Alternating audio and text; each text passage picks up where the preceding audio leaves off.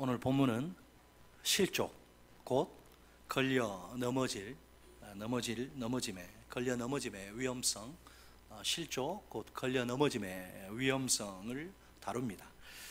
예수님은 제자들에게 두 가지 실족의 위험성을 강력히 경고하십니다. 하나는 다른 사람을 실족하게 만드는 위험성입니다. 다른 하나는 자기 자신을 실족에 빠뜨리는 위험성입니다. 실족은 제자가 반드시 피해야 할 무서운 죄입니다. 첫째로 다른 사람을 실족하게 만드는 위험성입니다. 42절에 나오는데 이 42절은 앞에 37절과 연결됩니다. 37절은 어떤 내용인가요? 어린아이를 영접하는 문제를 다룹니다. 긍정적인 관점이에요. 반면에 42절은 작은 자를 실족하게 만드는 문제를 언급합니다. 부정적인 관점입니다. 이 두 관점이 던지는 교훈은 분명합니다. 어떤 교훈이죠? 어린아이나 작은 자는 세상에서 무가치해 보일 수 있는 존재입니다. 그러나 하나님, 우리 주님 앞에서는 지극히 소중한 존재입니다. 42절을 보면 그러면 다른 사람이 누구냐? 다른 사람은 나를 믿는 이 작은 자들 중 하나입니다. 이 작은 자들은 예수님을 믿지만 아직 믿음이 어리고 연약한 그런 사람들이죠. 예수님은 이 작은 자들 가운데 한 사람을 실족하게 할 위험성을 제기하십니다. 실족하게 하면은 걸려 넘어지게 하면이란 뜻입니다. 이 실족하게 하다, 제가 헬라어 단어 잘 안 쓰는데 설교 시간에는 이번에는 써야 됩니다. 스칸달리조입니다. 영어에 여기서 이제 스캔들이란 단어가 이제 파생되어 나오죠. 스캔들을 우리말로 번역하면 추문 혹은 뒷소문입니다. 매우 충격적이거나 부도덕한 사건 또는 불명예스러운 평판이나 소문을 가리킵니다. 하지만 본문에서 이 실족의 의미는 이것보다 훨씬 더 비교할 수 없을 정도로 강력합니다. 실족은 단순히 그냥 일반적으로 이렇게 포괄적인 개념이 아니, 단순히 죄짓게 한다는 말이 아닙니다. 예수님께 대한 믿음을 잃어버리게 만든다는 뜻입니다. 하나님으로부터 떨어져 나가게 한다는 의미입니다.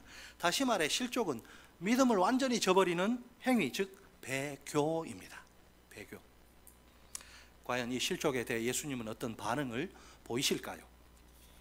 우리 다 같이 42절 말씀을 한 목소리로 읽겠습니다. 42절 시작. 또 누구든지 나를 이 작은 자들 중 하나라도 실족하게 하면 차라리 연자 맷돌이 그 목에 매어 바다에 던져지는 것이 나으리라. 아멘.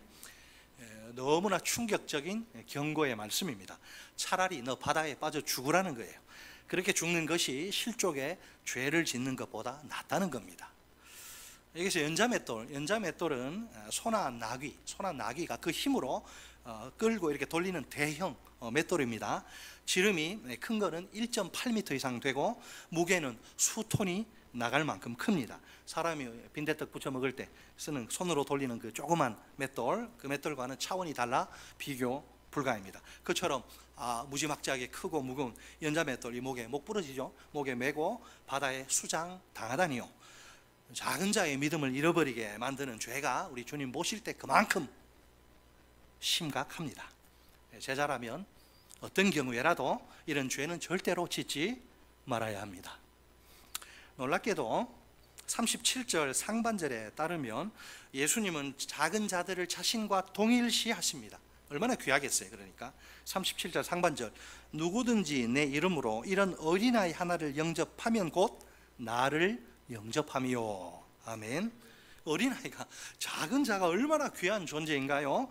물론 이 세상은 별 볼 일 없어 이렇게 무시하고 차별하기 일쑤입니다. 그러나 제자 공동체는, 교회는 결코 그렇게 대하면 안 됩니다.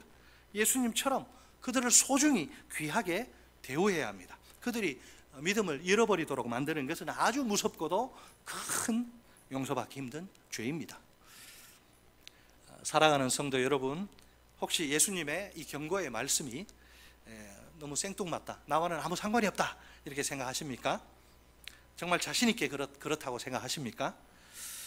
물론 설마 내가 믿음에 연약한 형제 자매를 실족시킨 적은 없겠지요. 그러나 혹시 내 말이나 행동으로 영적인 어린아이 같은 성도에게 상처를 준 적은 없나요? 부정적인 말, 믿음 없는 말로 그의 믿음을 떨어뜨린 것은 아닐까요?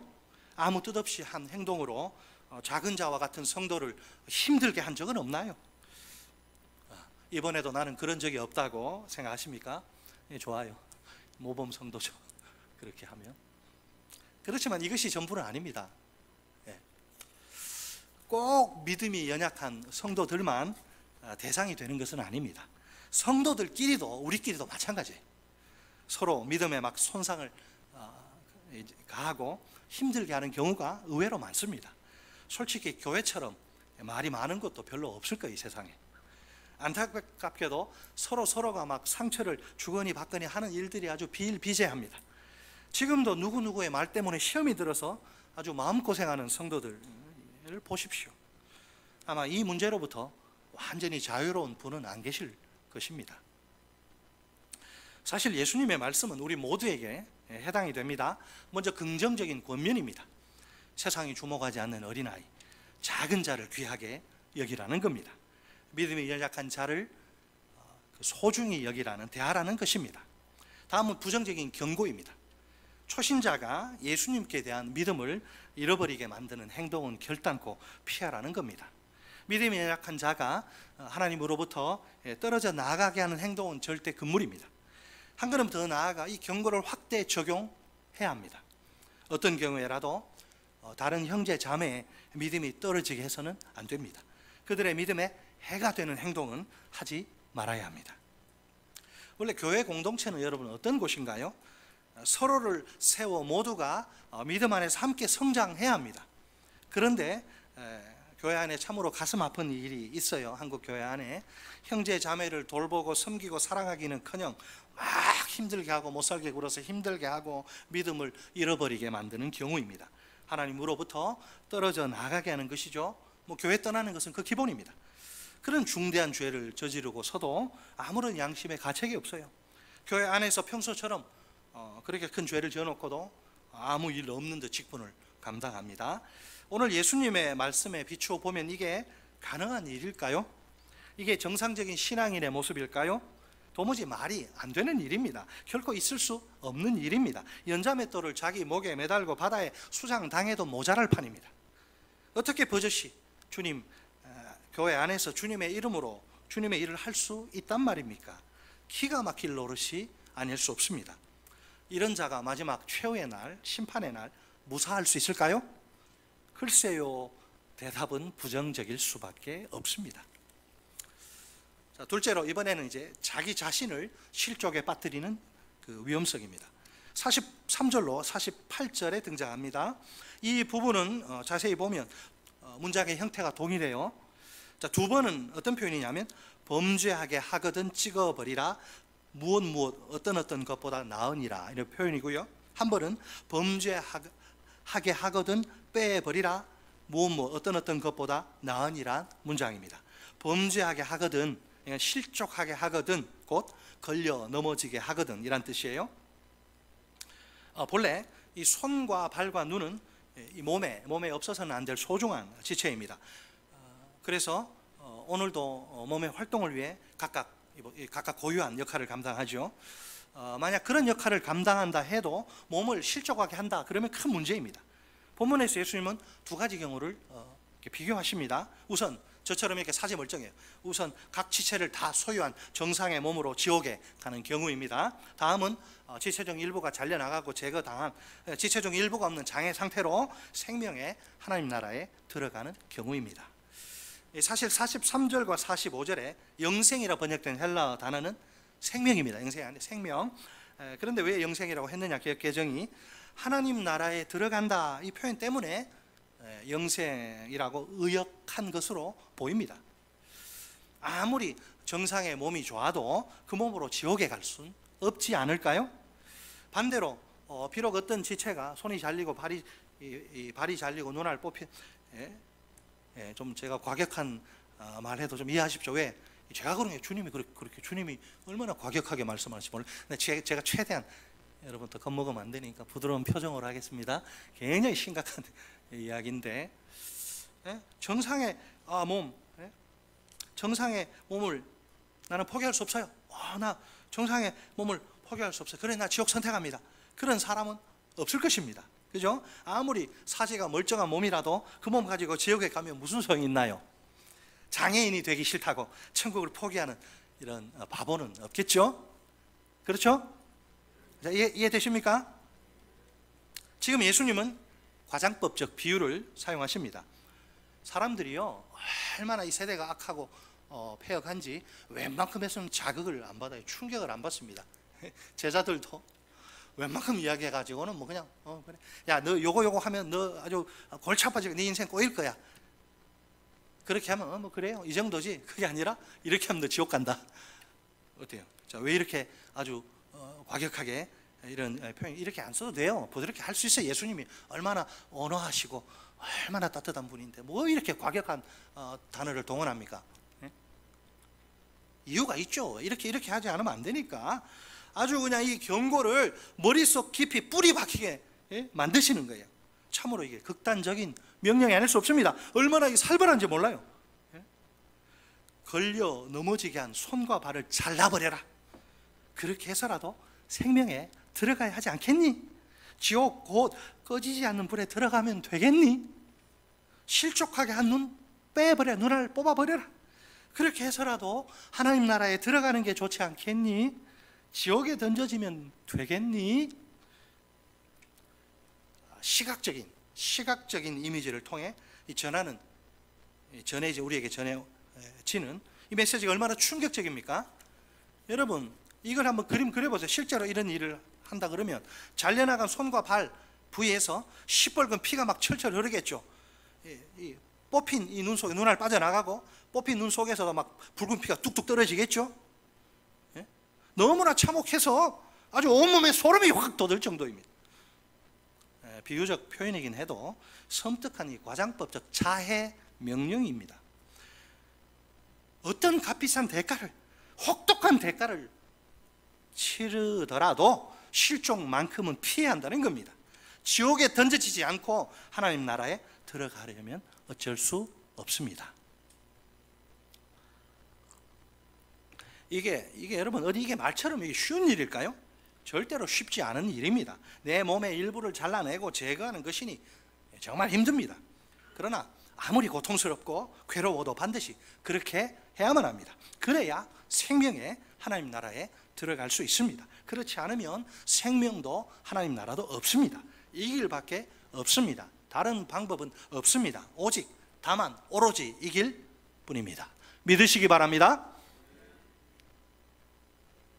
자, 분명 손과 발과 눈이 제자 자신을 걸려 넘어지게 하는 것은 이게 비정상적인 모습입니다. 이때 손은 뭐죠? 범죄를 수행하는 도구예요. 이게 발은 안 보이죠? 제가 아무리 뻗어도 여러분, 발은 범죄 현장으로 이끄는 수단입니다. 눈은 뭐예요? 범죄 유혹이 시작되는 통로예요. 도구, 수단, 통로예요. 아무리 손이 소중해도 범죄의 도구가 되는 것은 용납할 수 없습니다. 그럴 땐 과감하게 싹둑 잘라 버려야 합니다. 아무리 발이 꼭 필요해도 범죄 수단이 되도록 방치할 수는 없습니다. 역시 신속하게 확 잘라버려야 합니다. 아무리 눈이 귀중해도 범죄의 통로가 되면 더 이상 필요 없습니다. 당연히 즉시 싹 뽑아버려야 합니다. 손과 발과 눈이 아무리 중요해도 중요한 지체라도 몸 전체의 중요성과는 비교할 수 없습니다. 몸 전체가 지옥에 던져지는 것보다 중요한 지체 하나를 잃는 것이 훨씬 더 낫습니다. 더 귀한 것을 얻기 위해서라면 덜 귀한 것은 포기할 줄 아는 게 그게 참된 지혜입니다. 한번 따라 해보실까요? 더 귀한 것을 얻기 위해서라면 덜 귀한 것은 포기할 줄 아는 게 참된 지혜다. 아멘. 다시 한번 강조하지만 우리가 손발을 자를 수 없어요. 그죠? 눈 뽑을 수 없습니다. 예수님의 명령은 과장법적 비유입니다. 그러니 실제로 뭐 손과 발을 자르고 눈을 빼라는 건 아닙니다. 안심하십시오. 그렇다고 해서 그 엄중함의 무게를 감소시키는 것은 아닙니다. 오히려 실족의 문제가 얼마나 심각한 것인지를 아주 그냥 모골이 송연해질 정도로 실감이 나도록 생생하게 보여줍니다. 이렇게 해야지 겨우 들을까 말까. 충격요법이죠. 따라서 우리는 우리 자신에게서 오는 이 실족의 문제를 철저히 과감히 다뤄야 합니다. 예수님의 마음입니다. 자, 오늘날 현대사회는 어떻습니까? 오늘날 현대사회는 온갖 편리함과 각종 재미로 넘쳐납니다. 여러분, 세상에 재미있는 거 정말 많아요. 그죠? 별의별 신기한 게 다 있습니다. 과거 어느 시대와도 비교할 수 없는 이 과학기술 문명의 혜택이죠. 안락한 집, 또 뭐가 있나요? 자동차, 대형마트, 백화점, 다양한 복합 문화시설, TV, 컴퓨터, 스마트폰, 인터넷, 게임, 캠핑, 등산, 낚시, 기타 여러 동호회 활동 등등. 얼마나 많은지 일일이 예를 드는 것이 불가능할 정도입니다. 그런데 이처럼 편리함과 재미를 안겨주는 것들의 문제는 없을까요? 혹시 그것들이 우리 그리스도인들의 영적 안전을 심각하게 위협하고 있지는 않을까요? 우리의 시간과 돈과 마음과 열정과 에너지를 갉아먹고 잠식하고 있지는 않나요? 만약 이런 것들 가운데서 하나라도 내 영적 안전을 흔든다, 위협한다면 어떨까요? 그래서 나를 결국 그대로 계속 가면 결국 나를 넘어지게 할 위험이 있다면 어떨까요? 정말 그런 경우라면 예수님의 이 경고의 명령을 심각하게 뼛속 깊이 받아들여야 합니다. 지금 당장 그것과의 관계를 끊어버려야 합니다. 그래서 멀리 해야 합니다. 이제 심각해집니다. 사실상 쉽지 않은 일이겠죠. 지금까지 내가 즐기던 것이라 마치 몸의 일부처럼 이렇게 되어버린 상태입니다. 그것 없이 산다, 인생 무슨 재미로 살아, 상상조차 하기 힘듭니다. 뭐 그렇다 해도 어쩔 수 없습니다. 아무리 어려워도 이제는 그만, 사요나라, 바이바이, 아디오스, 이별을 작별을 고해야만 합니다. 내 일생에 도움이 안 돼요. 그게 사실을 말하자면 불편과 희생과 대가가 빠진 영적 안전이란 없습니다. 따라 여러분 심심하시죠? 한번 따라서 하십니다. 불편과 희생과 대가가 빠진 영적 안전이란 없다. 없어요. 이 세상에서 한번 여러분 우리 생각해 봅시다. 이 세상에서 내가 즐길 것 다 즐기고 할 것 다 하면서 편하게 천국에 갈 수 있을까요? 그게 가능한 일일까요? 이것은 신앙생활이 아니라 취미생활이에요. 취미생활. 신앙생활, 취미생활처럼 하는 사람은 넓은 문으로 들어가는 자예요. 그렇게 많은 사람들처럼 편하거든, 쉽거든. 그렇게 많은 사람들처럼 넓은 문으로 들어가면 그 결과는 지옥이에요. 자, 솔직히 말해 우리에게 생명과 하나님 나라보다 더 소중한 거 있을까요? 생명과 하나님 나라보다 더 소중한 거, 내 안에 예수가 계시고 내 안에 성령이 계시고 내가 이 땅에 발을 딛고 살지만 내 신분은 저 천국이고, 그런 내가 이 생명은 영생, 영원한 생명과 하나님 나라보다 내가 더 소중하게 여기는 거 있어요, 없어요? 진짜? 없어야죠. 내가 온 천하를 다 얻더라도 생명, 이걸 누리지 못한다면 어떨까요?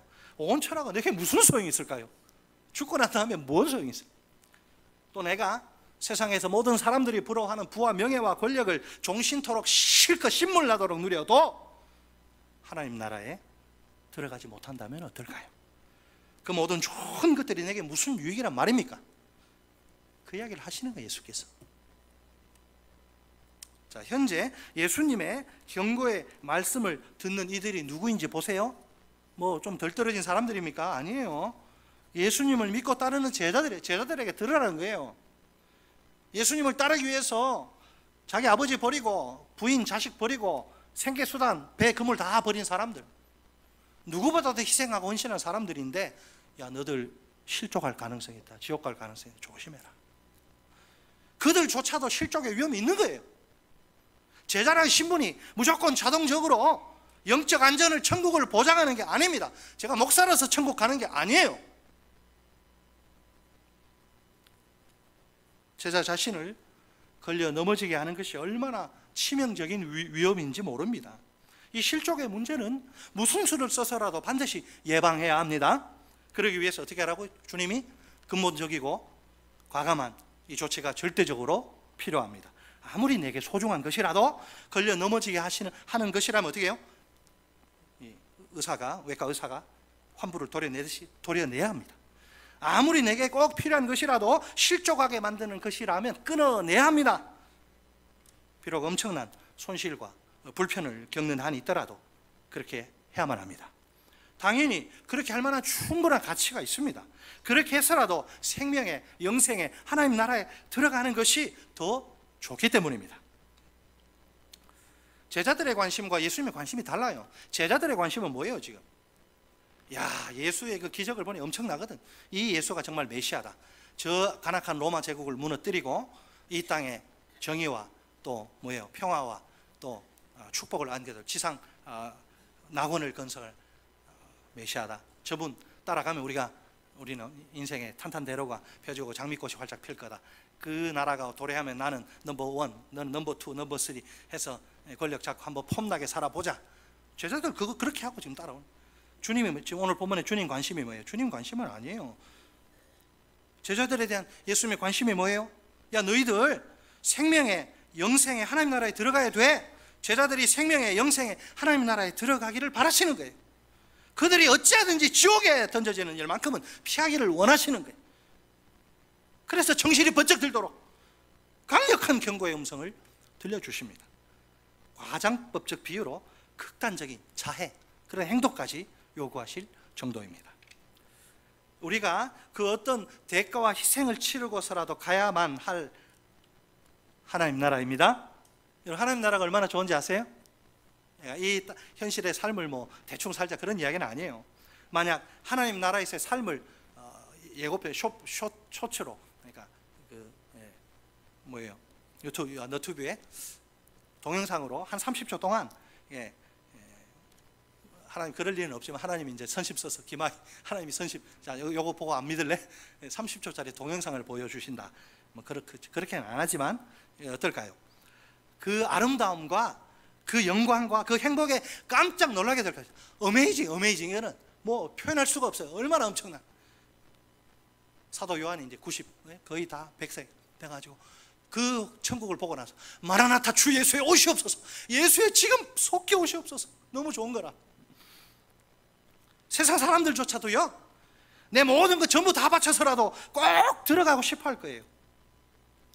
하나님 나라는 우리가 좋은 거 무엇을 상상하든지 그것보다 훨씬 더 좋습니다. 마태복음 13장 44절 말씀입니다. 천국은 마치 밭에 감추인 보화와 같으니 사람이 이를 발견한 후 숨겨두고 기뻐하며 돌아가서 자기의 소유를 다 팔아 그 밭을 사느니라. 아멘. 여러분, 자기 전 재산과 그 보화를 비교했을 때 자기 전 재산이 더 돈이 되고 더 이게 훨씬 더 좋은 거라. 그러면 미쳤다고 자기 전 재산 팔고 그 보화를 사겠습니까? 그렇죠? 자기 전 재산과는 비교할 수 없는 어마어마한 가치가 있는 그 보화, 그러니까 그 다 팔아도 아깝지 않은 거예요. 그런데 이 보화를 내가 가질 수 있다면, 자기의 소유를, 자기 전부를, 영혼을 다 팔아서라도 사고 싶은 것이 여러분 천국이에요.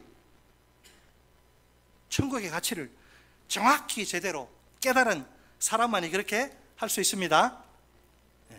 그래서 어르신이 그럴 거예요. 천국은 좋은 것이요.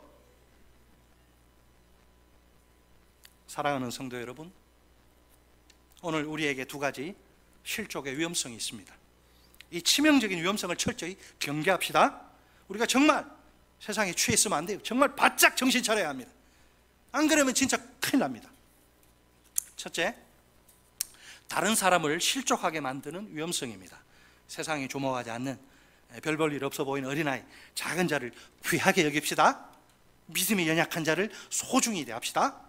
초신자가 예수님께 대한 믿음을 잃어버리게 만드는 행동은 결단코 피합시다. 믿음이 연약한 자가 하나님으로부터 떨어져 나가게 하는 행동은 절대 금물입니다. 어떤 경우에라도 다른 형제 자매의 믿음 떨어지게 하지 맙시다. 그들의 믿음에 해가 되는 그런 행동은 하지 맙시다. 둘째, 자기 자신을 실족에 빠뜨리는 위험성입니다. 자기 자신에게서 오는 이 실족의 문제는 철저히 과감히 다뤄야 합니다. 아무리 내게 소중한 것이라도 걸려 넘어지게 하는 것이라면 도려냅시다. 아무리 내게 꼭 필요한 것이라도 실족하게 만드는 것이라면 끊어냅시다. 비록 엄청난 손실과 불편을 겪는 한이 있더라도 꼭 그렇게 합시다. 그렇게 해서라도 생명의 영생의 하나님 나라에 들어가는 것이 훨씬 더, 아니 비교 자체가 무리죠. 훨씬 더 좋습니다. 우리 다 함께 한 목소리로 이런 믿음으로 한번 좀 선포했으면 좋겠습니다. 저를 따라서 하십시오. 실족 인생은 NO. 천국 인생은 뭘까요? Yes. 한 번 더. 실족 인생은 NO. 천국 인생은 Yes. 한 번 더. 실족 인생은 가라. 천국 인생은 오라.